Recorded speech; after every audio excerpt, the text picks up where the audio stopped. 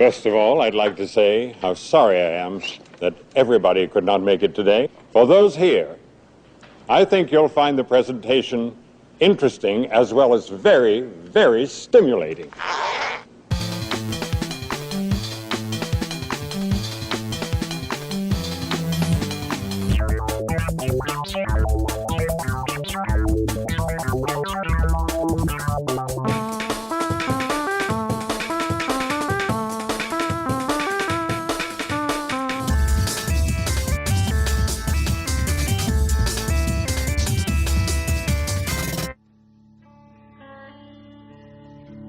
As I'm recording this, it's 12th of April 2013, and the world didn't end after all.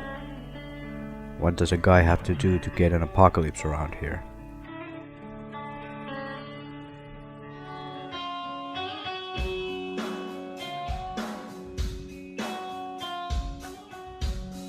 Since we're all still here, I might as well keep recording. You're listening to the second episode of Extremecast. Still, the most unofficial and unprofessional extreme podcast in existence. It's nice to know some things never change. If this is your first time tuning in, I hope it will not stay as your last. I'm your host Drama God, aka Antti, and I'm here to give you everything new under the sun.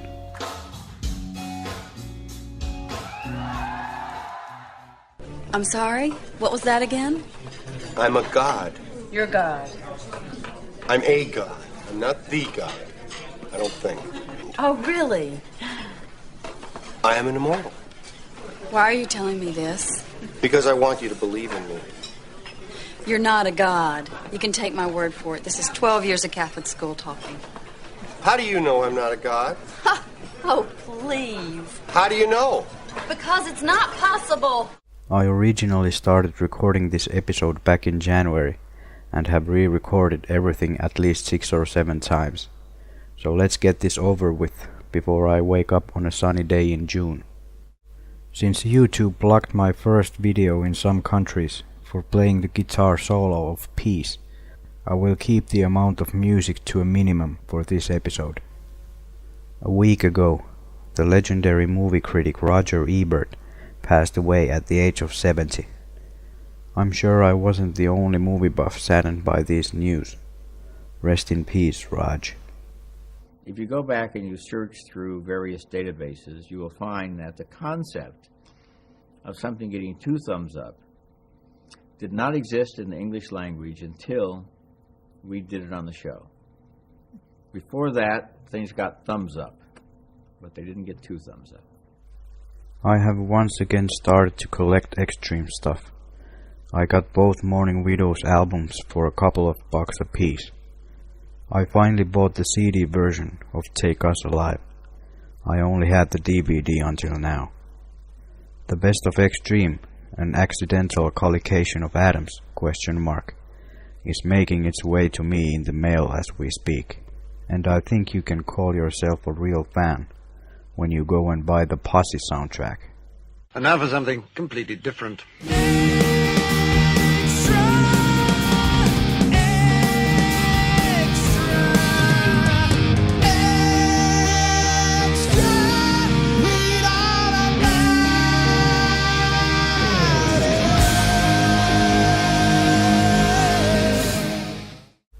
In January, Nuno was interviewed at NAMM.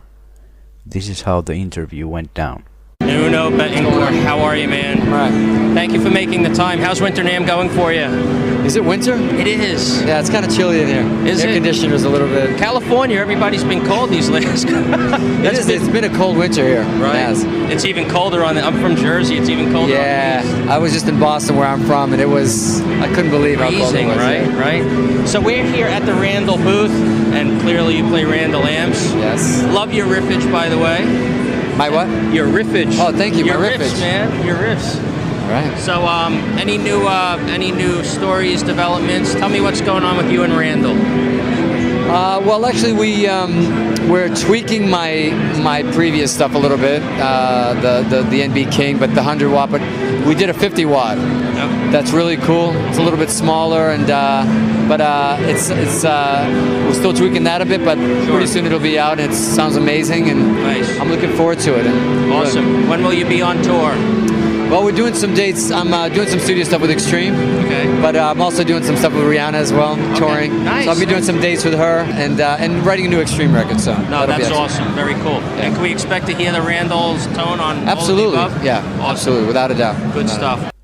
The Australian tour that was supposed to kick off yesterday was postponed to an unknown date due to an unforeseen conflict in scheduling. And because of this, some people started posting tweets on Rihanna's Twitter with the hashtag #FreeNunoBetancourt.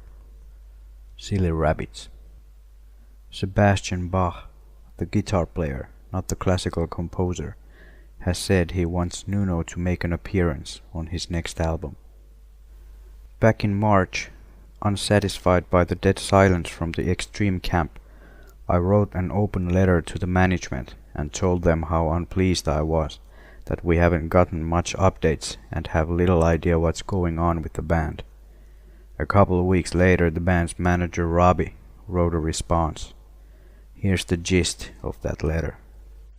Gary has joined Twitter. You can follow him at Gary Sharon. He's also been working on the new Hurt Smile record. Kevin had a baby. Congratulations, Mr. Figueredo. Nuno has recorded some pop songs for a side project. What that project is, we have no idea at this time. There was some talk a while back that he would be recording an album with the guys from Rihanna's band, but as far as I know, that project fell through.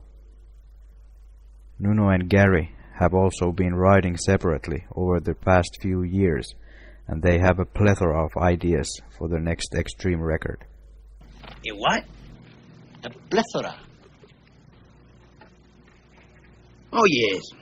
You have a plethora. Jefe, what is a plethora? Why, Guapo?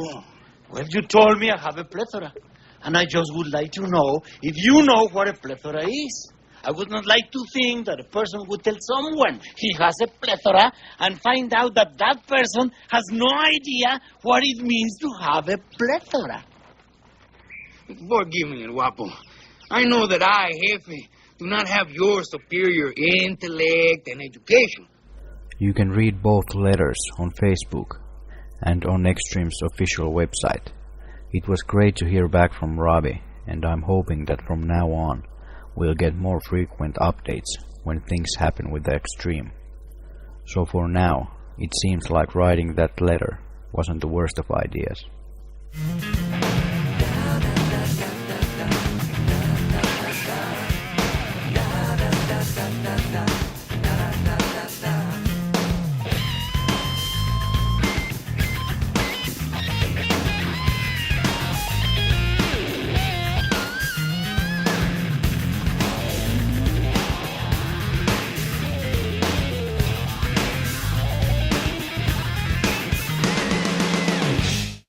At the moment, the first episode of Extremecast has 524 views in YouTube, so we've got a while to go before we reach the numbers of that one Korean music video, but give it a couple more weeks.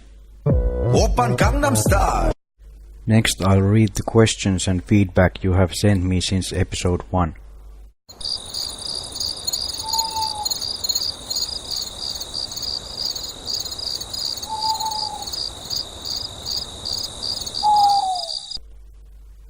Now it's time for a contest.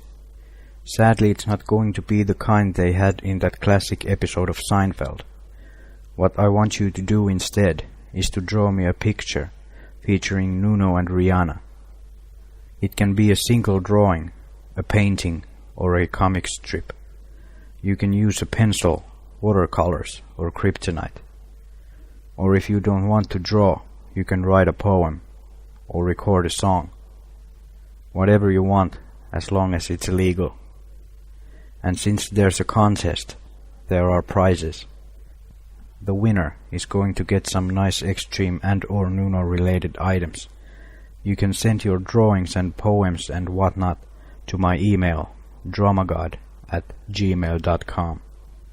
Remember to tell me your name and where you're from, 'cause the location might have an effect on the prizes you'll get. And now it's time for the first ever Extremecast pop quiz called On This Extraordinary Questionnaire. And my first victim is from the United States of America, the Reversearchitect himself, Mr. Shane Moon.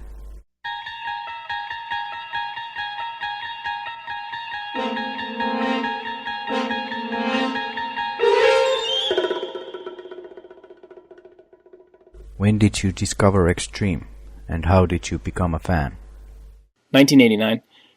Sometime in 1989, I saw the video for Kid Ego on Headbanger's Ball, and yeah, I think I was about to fall asleep that night, and it came out at like 3 in the morning. I woke up. It woke me up. I was like, holy shit.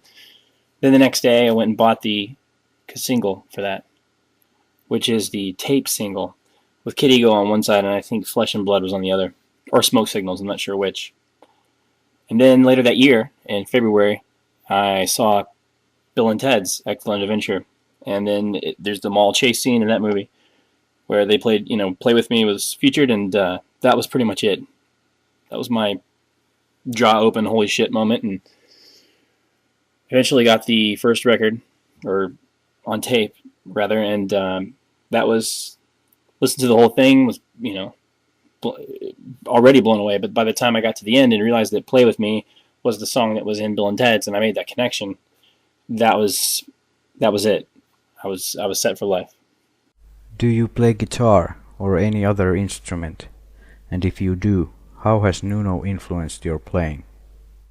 I play the drums, and I just do that. I wouldn't say I play them. I mean, I can play them, but I'm not any good, by anyone's standards, and I would love to play the guitar, but it's just an instrument that I can't. It's too intimidating to me. I leave that to the people who can really play it. I wish I could, but I can't. What's your favorite and least favorite Extreme and post-Extreme Nuno album? My favorite Extreme record is definitely Three Sides. Porn Graffiti's right up there, but Three Sides was a sea change in my life, so to speak. Three Sides was, and still is, my favorite by far. It's just got too many things that are just too meaningful, I guess, to me personally, especially the third side. But yeah. So, but Porn Graffiti was my biggest holy shit moment ever, I think, in my life, was hearing that record for the first time, and then for the next 100,000 times. And as for my my least favorite Extreme record, I don't know if it's hard for me to answer, but I guess if I had to say the one I listened to the least would be the first record, and that's only because of the way it's recorded. It's it's kind of a hard record to listen to because of the, quite honestly, the drums are really, really loud in that mix, and it makes it sound like it's from a video game in a way. But there are certain songs, Mother and Ego and Little Girls, Gates of Heaven, all that, I just, I really love, but that's a hard album to sit down and listen to all the way through, I think, because of the recording. Post-Extreme Nuno album, that's the really hard one. It's the Sessions from Room 4 EP for me. That's it. Yeah. Come on, you can't beat Exit. What You Leave Behind? No, you can't. What was the name of Nuno's Dachshund? Eli suomeksi mäyräkoira.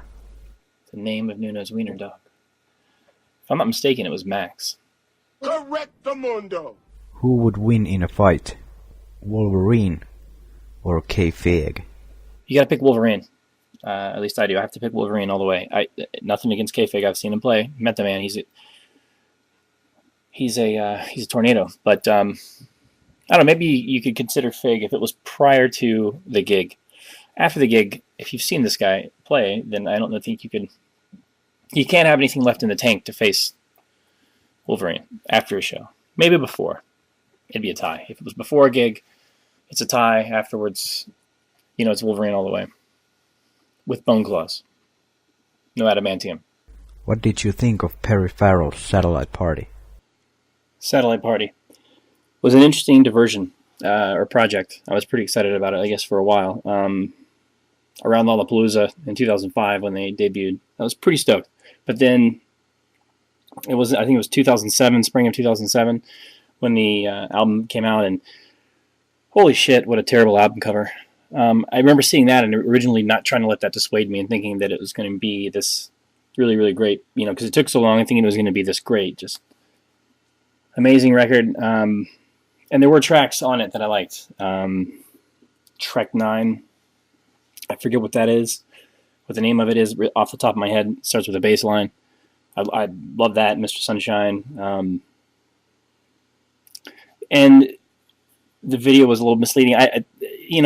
Eddie, Perry's wife, the whole dancing on stage presence was baffling and just really just the stupidest thing. And totally understood why Nuno and K-Fig walked out eventually, not being able to put up with that tomfoolery after a while. But yeah, that was I thought there were some high points, but there was a lot of low points. I can't stand Perry Farrell's voice. I think that it's dog shit. It's dog shit. Sorry, Perry. On the record, he's got Jane Says and some other things that he's done that are pretty, I guess, redeeming, maybe.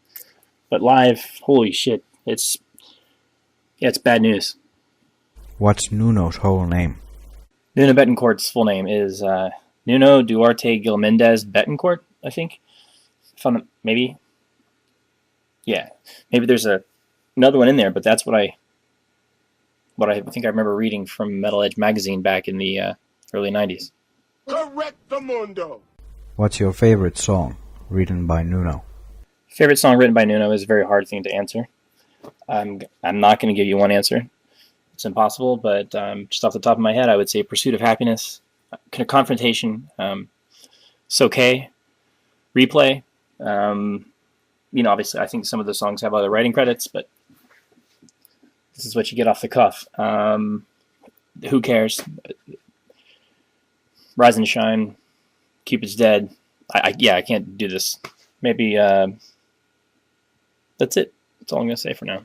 Have you seen Extreme or one of Nuno's bands play live? When, where, and how was the experience? I first saw the guys, saw Extreme in 1991, I think. It was 91. It's from the Porn and Graffiti tour. That was in Savannah, Georgia. They were sandwiched between Winger and Tangier. As soon as Extreme set was finished, I went down to the floor because I saw Gary and Paul at the sound booth where they were mixing the show in the middle of the crowd, and spent about 45 minutes just pacing, trying to decide what I was going to say. And I figured I wasn't going to say anything. I just handed them a marker that I stole from someone in the crowd, and I got Paul and Gary to sign my shirt. They didn't know what the hell to do. But when they finally, they were really super nice, but when they approached me, I was speechless, and I just said, a rhesus monkey. I handed them the marker, and they signed my shirt. Later on, there was an incident out by the bus where there was a bunch of people were clamoring for Nuno and Gary to sign their tickets and whatnot. There's some guys, that were probably twice my age with longer hair, I should say, than mine, and they stole the ticket stub out of my hand or swiped it. And Nuno saw that and said, "Fuck that." So he grabbed it out of their hands and got them kicked out of the thing or whatever and brought me to the front of the crowd, and he signed my ticket for me. He was like, fuck those guys, don't worry about it. And I thought that was the coolest thing ever. The next time I saw him was for the Three Sides tour. They were headlining and Saigon Kick opened up. This was in Atlanta, Georgia. And then probably the best show of my life. Then I saw them again later, 6 months later, I think, and they were opening for Bon Jovi, and it was in Atlanta once again, and it was just before Punchline was coming out, or it was getting close, because they debuted a couple of songs there that night, or that day. Also saw them again from the Punchline tour, and that was in Jacksonville, Florida, when Flesh opened up. That was insane. And that was the most surreal and odd of all my experiences seeing them. Also, then I saw Nuno in Atlanta in 1997 for Schizophonic. I met him outside before the show. He signed my ticket, took some pictures, super nice. There was an incident, or I should say the incident, occurred later on that night when my girlfriend at the time, she blacked out during the middle of 60% masturbation. That stopped the show entirely, but it's a story for another time. The next day in Savannah, Georgia, my hometown, we went down there and saw them again, and at one point during the show, Nuno stopped and said a dedicated confrontation to us. Yeah. And then Morning Widows, I flew to Connecticut to see in 2001. I think it was the Webster Theater show, and that was in 2001. Population 1, Baltimore, 2004. Best show I've ever seen in my life. Hands down the best show I've ever seen, and my favorite experience ever. Just completely and utterly exhausting, and just the best thing I've ever seen. Yeah, and then Extreme 2008 or 2009 rather, I think July 2009 Chicago, and got to meet the guys again, and it was really great. It's actually one of the most surreal experiences ever, but that was a great show. That was insane. Once again, K-Fig. After the show, no match for Wolverine. Prior to, all bets are off. What did you think of Nuno's appearances on the silver screen? And would you like to see him appear in more movies in the future? Just a Little Harmless Sex was an interesting diversion in 1997 or 98 whenever I saw that, Nuno in that movie. That's why I rented it. It certainly wasn't for Alison Eastwood, who can suck it. Not a very good actress, sorry. But Ian, this is a 44 Magnum, the most powerful handgun in the world, and would blow your head clean off. You've got to ask yourself one question. Do I feel lucky? Well, do you, punk? But that was interesting. I'd like to maybe... I would have liked to have seen The Habit, the independent film a couple years ago that a couple pictures have surfaced from, but I don't think anyone's seen. I think that would have been interesting, where Nuno was playing a homeless guy. Yeah, sure, I'd like to see him in more stuff, but as we all know, anything else that he's in takes him away from Extreme and actually recording, so maybe not. Name 3 things that come from Finland. The desert of the real. There are 1.8 million saunas in Finland. Finland has 2 official languages, Finnish and Swedish. Finland has over 188,000 lakes with 98,000 islands.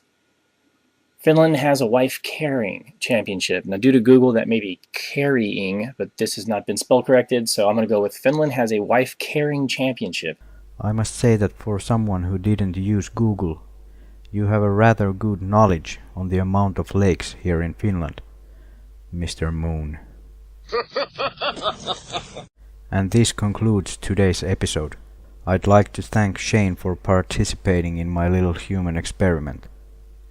The next episode of Extremecast will be out when I feel like it, so stay tuned, half step down.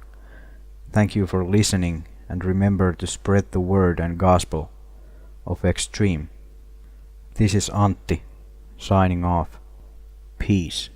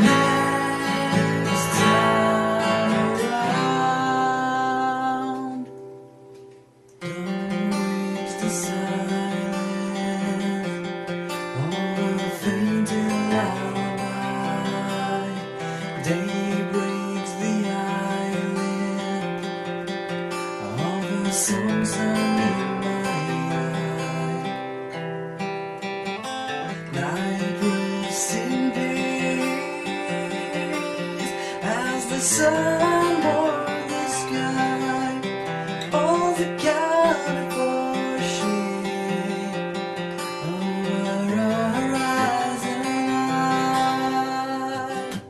I'm gonna tell you all the story about a girl who's just in for me. That all she needs to love me is a quiet, peaceful day.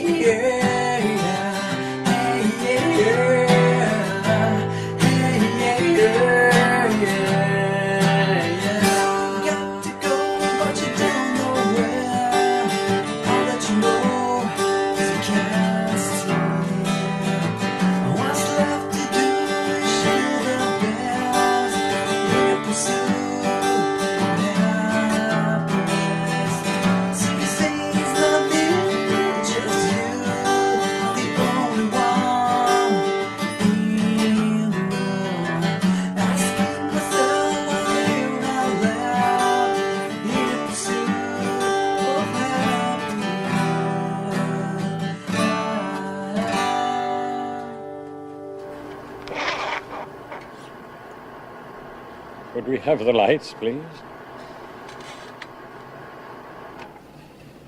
Well, I hope this was as much fun for you as it was for me.